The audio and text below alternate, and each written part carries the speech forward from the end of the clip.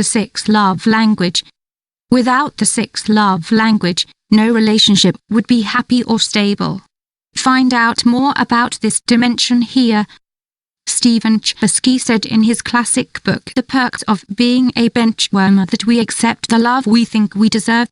Few arguments could be more precise. In fact, many of us in unhappy relationships offer other parts of our lives, as well as our time and energy. This is because we simply assume that we cannot strive for anything better. We forget the sixth love language. In fact, the fear of loneliness or the almost unconscious inertia that causes us to drift into harmful relationships is extremely frequent.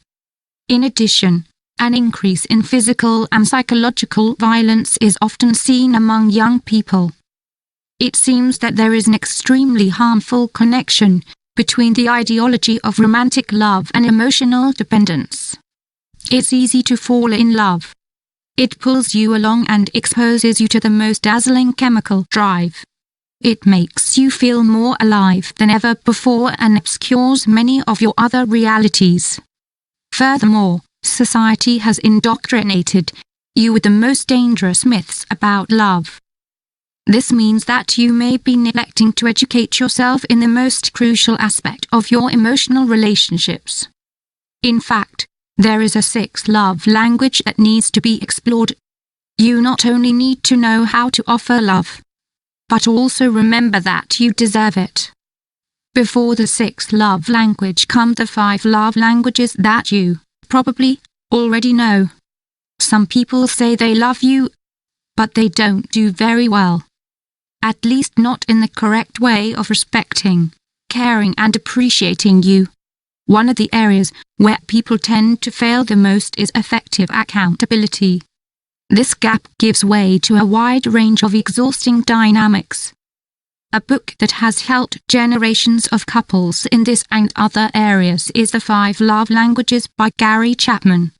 This Baptist minister, speaker and marriage counselor is a best-selling author.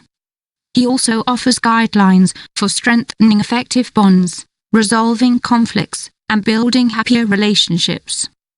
If you want to understand the sixth love language, you must first understand numbers 1 through 5. 1. Words of affirmation.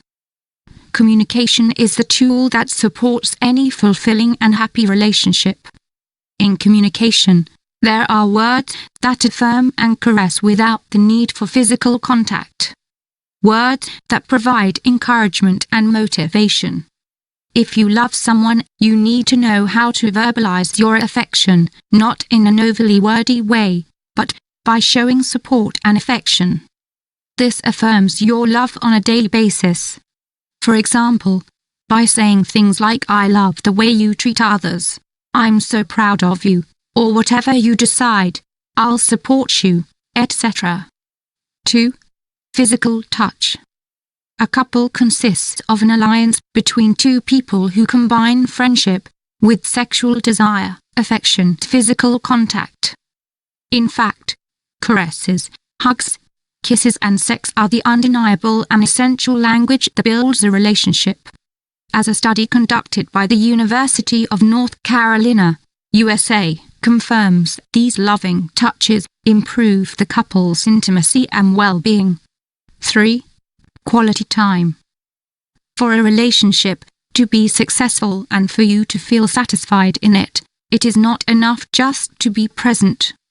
In fact, everyday life with its routines, pressures, and external influences can often make your hours together not as happy as you would like.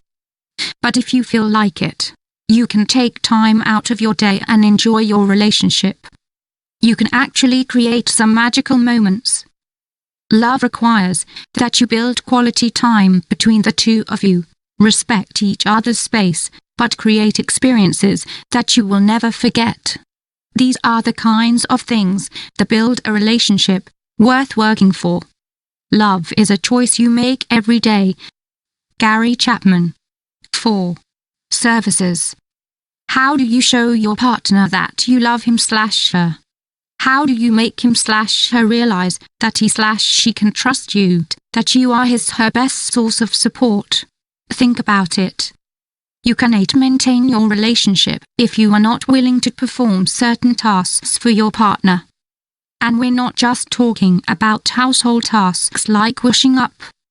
Favors are daily actions by which you show your interest, affection, care for your loved one. 5. Gifts. A gift is not something you give to someone else to get something in return. Gary Chapman explains that gifts are tokens of your affection for your loved one. Sometimes these gifts are material, but mostly they are unexpected actions and small romantic actions that bring smiles and positive feelings to your partner. The 6th love language. Love yourself. For love's sake, says Chapman, we will climb mountains, cross seas, cross deserts, and endure countless trials. It's a beautiful idea, but it needs to be supplemented with something like we will do it without forgetting ourselves, without letting ourselves stand aside. In fact, the 6th love language, the foundation upon which all your relationships must be built, is self-love. Without self-love, you give in to the kinds of abusive bonds mentioned above. Furthermore, without good self-respect, healthy self-esteem and self-worth, you will continue to confirm the myths of romantic love. Also, you will continue to look for the love you think you deserve and not the kind of love you really deserve. Of course, it is a good idea to know how to take care of a relationship, as Gary Chapman suggests, but you must not neglect the pillar that supports it all. Here's how to build it. Loving also means taking care of yourself so that your relationship with your partner is fulfilling and happy. The best love story begins with the 6th love language, loving yourself. The 6th love language should remind you every day that you are worthy of being loved. This truth is fueled by a number of keys that are worth reflecting on. This is what self-love means. You show yourself to others as you are. You heal your wounds from the past. This means that you awaken your worth and your strengths. You stop being afraid of failure. Instead, you find the drive to achieve what you want.